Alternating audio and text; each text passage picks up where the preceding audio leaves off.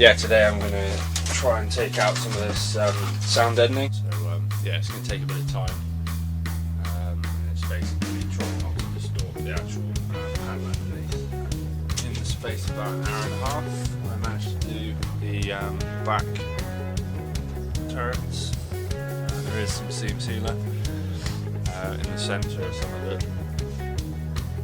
panels, so they'll have to be ground off, but I've done the boot as well.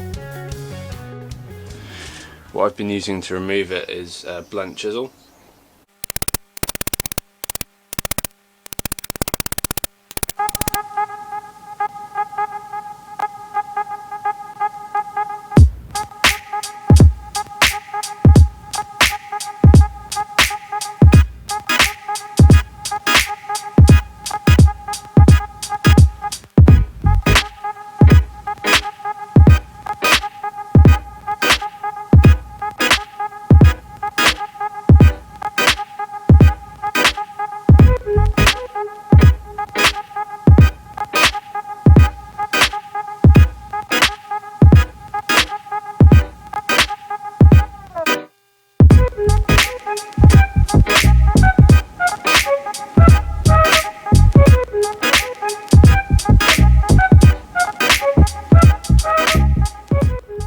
As you can see, I've just drilled out these spot welds for the rear seat mount.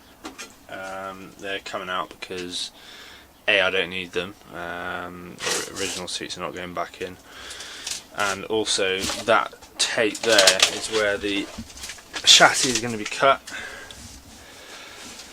So obviously reducing the wheelbase length by 80mm. That kind of runs in line where the chassis is going to be cut. So yep, they're coming out both sides.